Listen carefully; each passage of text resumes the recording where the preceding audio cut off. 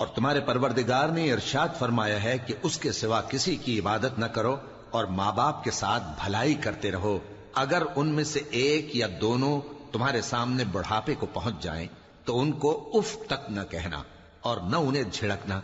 اور ان سے بات ادب کے ساتھ کرنا، اور عجز و نیاز سے ان کے آگے جھکے رہو اور ان کے حق میں دعا کرو کہ اے پروردگار، جیسا انہوں نے مجھے بچپن میں شفقت سے پرورش کیا ہے تو بھی ان کے حال پر رحمت فرما، جو کچھ تمہارے دلوں میں ہے تمہارا پروردگار اس سے بخوبی واقف ہے،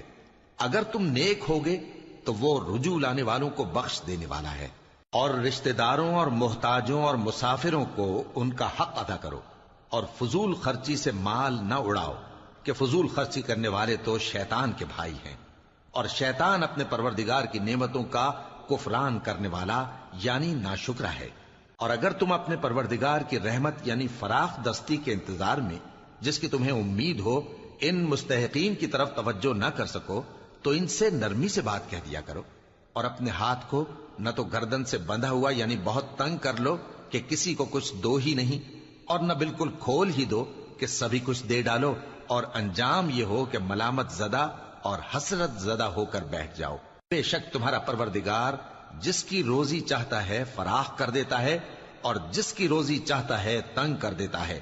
وہ اپنے بندوں سے خبردار ہے اور ان کو دیکھ رہا ہے۔ اور اپنی اولاد کو مفلسی کے خوف سے قتل نہ کرنا، کیونکہ ان کو اور تم کو ہم ہی رزق دیتے ہیں، کچھ شک نہیں کہ ان کا مار ڈالنا بڑا سخت گناہ ہے۔ اور زنا کے پاس بھی نہ جانا کہ وہ بے حیائی ہے اور بری راہ ہے۔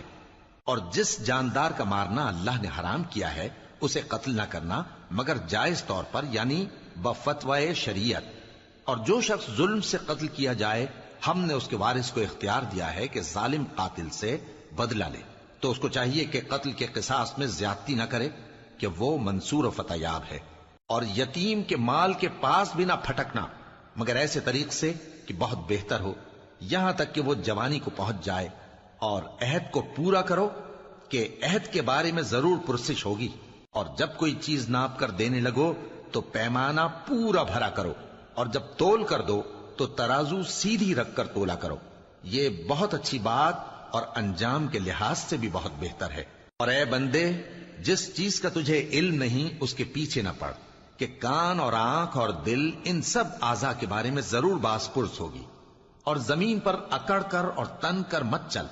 کہ تو زمین کو پھاڑ تو نہیں ڈالے گا اور نہ لمبا ہو کر پہاڑوں کی چوٹی تک پہنچ جائے گا، ان سب عادتوں کی برائی تیرے پروردگار کے نزدیک بہت ناپسند ہے۔